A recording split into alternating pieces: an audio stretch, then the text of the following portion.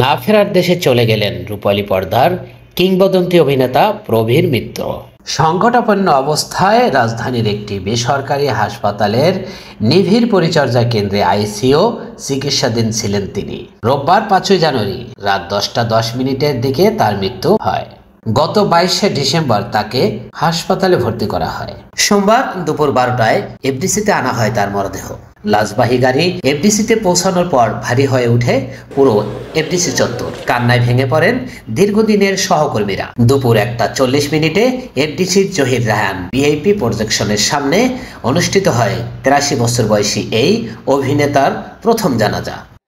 সেখানে জানাজা শেষে তার মরদেহ নেওয়া হয় চ্যানেল আই প্রাঙ্গণে। কিংবদন্তি অভিনেতা প্রবীর মিত্রকে শেষ বিদায় জানাতে এফডিসিতে আসেন নায়ক আলমগীর, উজ্জ্বল, ইলিয়াস কাঞ্চন, মৃষা সওদাগর, মেহেদী, বাপ্পি চৌধুরী, অভিনয় শিল্পী সুব্রত, নাসরিন, রোমানা, মুক্তি, পরিচালক ছটকু আহমেদ, দেলোয়ার জাহান জন্টু, শাহিন সুমন, মুশফিকুর রহমান গুলজার, শাহাদাত হোসেন লিটন ও শাহিদ চন্দন সহ চলচ্চিত্র জগতের অনেকেই। এ সময় চলচ্চিত্র অঙ্গনের তার সহকর্মীরা বলেন, তো দাদার সাথে কাজ করে মনে হয়েছে যে আসলেই যুগে যুগে ধরেন এত বাস্তবিক এবং প্রাণবন্ত অভিনয় এবং ন্যাচারাল অভিনয় খুব কম শিল্পীরই করার যোগ্যতা থাকে, যেটা প্রবীর মিত্র সাহেবের ছিল।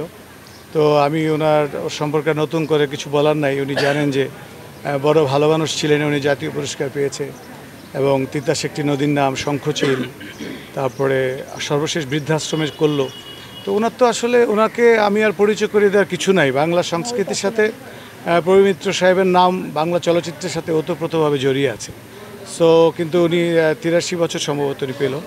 তো ওনার আত্মার মাগফিরাত কামনা করছি এবং ওনার এই আদর্শকে নতুন প্রজন্ম আপনার ফলো করবে এবং এই আদর্শকে বুকে। এবং সবচেয়ে বড় ব্যাপার ছিল যে প্রবীরদা শুধু একজন ভালো শিল্পী ছিল তা না, উনি একজন অসাধারণ মানুষ ছিল। আসলে প্রত্যেকটা ডিরেক্টরকে, প্রত্যেকটা প্রযোজককে উনি শুটিংয়ে সহযোগিতা করেছে। কোনোদিন কখনো কারো টাইম উনি ফাঁসায়নি। তো এই ব্লেসিংসগুলো ওনার সাথেই যাবে।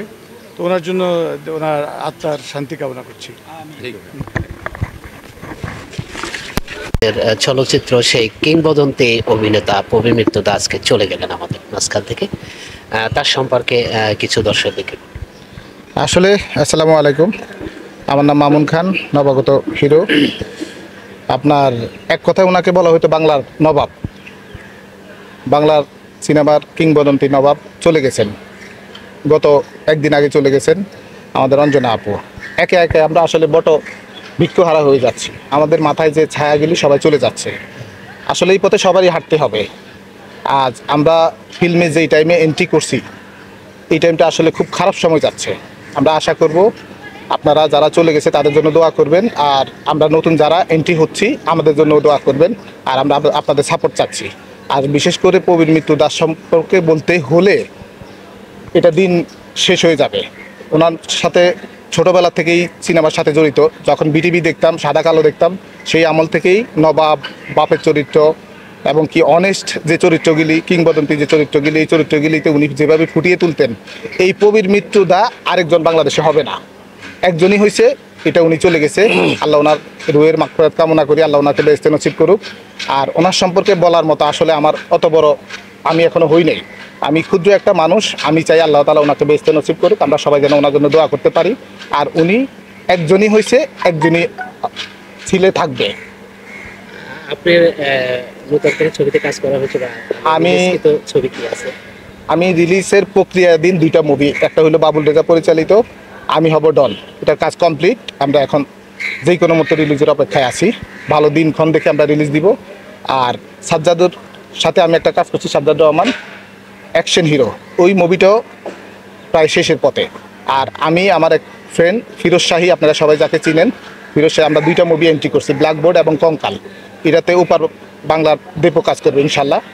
আশা করি 2টা গল্পই তাঁচি গল্প।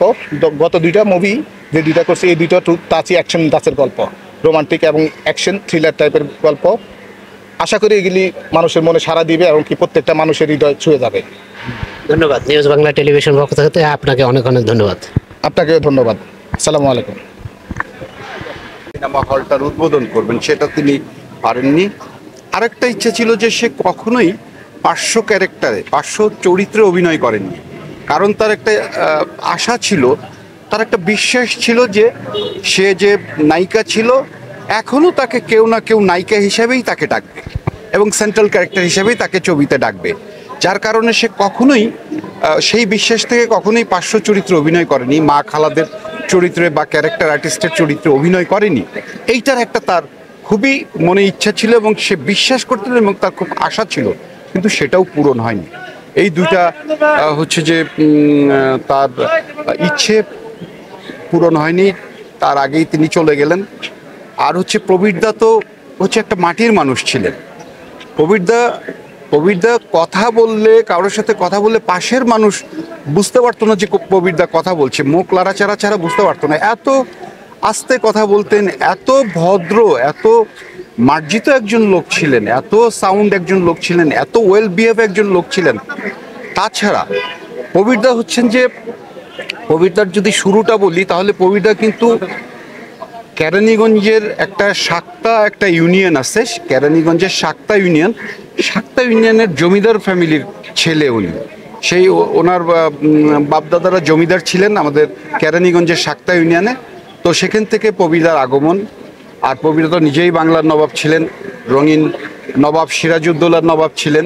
তার অসাধারণ কিছু কাজ আছে যেগুলো আমরা দেখেছি, অনেক সিনেমা দেখেছি তার। আমি নিজেও ব্যক্তিগতভাবে মিন্টু আমার নাম সিনেমা যখন প্রথম দেখি তখনই আমি প্রবীরদাকে প্রথম দেখি। তো প্রবীরদারও হচ্ছে যে এই দুইজন শিল্পী আমাদের মাঝে নেই। আমরা আসলেই হচ্ছে যে আমাদের অপূরণীয় ক্ষতি আমরা মনে করি যে তারা আমাদের পাশে থাকলে সবসময় আমাদের ইন্ডাস্ট্রির জন্য তারা হচ্ছে যে কাজ না করলেও তারা কিন্তু আমাদেরকে হচ্ছে যে সাজেশন দিতেন, মতামত দিতেন, অনেক সময় উপদেশ দিতেন। তো সেগুলো নিয়েই আমরা চলতাম। তো এই জন্য আমরা এই একই মাসে দুইজন গুণী শিল্পীকে হারালাম। তো যাই হোক, হচ্ছে যে নিয়তির হচ্ছে যে আল্লাহর ডাকে চলে গেছেন, তো ওনাদের আত্মার মাগফিরাত কামনা করি। ধন্য পরিচালক শাহাদাত হোসেন লিটন সাহেব, তার কাছে আমরা সরাসরি শাহাদাত হোসেন লিটন সাহেবের কাছ থেকে জানতে চাইবো যে আজকে আমাদের যে অভিমৃত্যু ছিলেন আমাদের কিংবদন্তি অভিনেতা, তিনি আমাদের মায়া ছেড়ে চলে গেছেন, তার সম্পর্কে আমরা জানতে চাইবো। ধন্যবাদ। সুপ্রিয় দর্শক, সবাইকে আমার পক্ষ থেকে অনেক শুভেচ্ছা। আসলে আজকে খুব কঠিন একটি দিন আমাদের জন্য, বিশেষ করে আমরা যারা চলচ্চিত্র কর্মী তাদের জন্য। কারণ আপনারা জানেন যে প্রবীর মিত্র একজন কিংবদন্তি চলচ্চিত্র অভিনেতা। উনি এখন আর আমাদের মাঝে নেই। কিছুক্ষণ আগে ওনার জানাজা হয়েছে এফডিসিতে। চলচ্চিত্রের অধিকাংশ মানুষ আজকে তাকে এই জানাজার মাধ্যমে বিদায় জানিয়েছেন। আমরা সবাই দোয়া করি প্রবীরদাকে যেন সৃষ্টিকর্তা শান্তিতে রাখেন, ভালো রাখেন। আসলে প্রবীরদার কথা যদি বলতে হয়, আমি প্রথমে বলবো যে উনি আমার অনেকগুলো চলচ্চিত্রে অভিনয় করেছেন। সংখ্যায় যদি বলি, আমার মনে হয় অবশ্যই সেটা 30-এর অধিক হবে। প্রায় 30-এর অধিক চলচ্চিত্রে তিনি আমার চলচ্চিত্রে, আমার পরিচালিত চলচ্চিত্রে তিনি অভিনয় করেছেন। কি অসাধারণ একজন চলচ্চিত্র অভিনেতা, আমরা কাছ থেকে ওনাকে দেখেছি, চিনেছি। উনি যেমন অসাধারণ একজন চলচ্চিত্র অভিনেতা, তেমনি অসাধারণ একজন ব্যক্তিত্ব সম্পন্ন মানুষ ছিলেন। আমি একজন চলচ্চিত্র পরিচালক হিসেবে বলতে পারি যে এই মানুষটির কাছে এই চলচ্চিত্রের মানুষেরা যা পেয়েছে, অনেকের কাছ থেকে হয়তো পাওয়া সম্ভব ছিল না।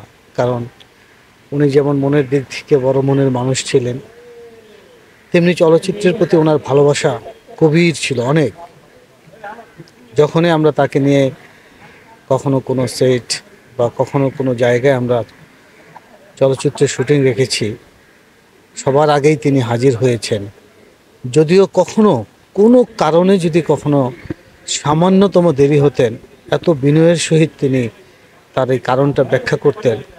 আমরা মাঝে মাঝে লজ্জায় পড়ে যেতাম, বলতাম, দাদা এইটুকু সময় আমাদের কোনো সমস্যা হয়নি দাদা,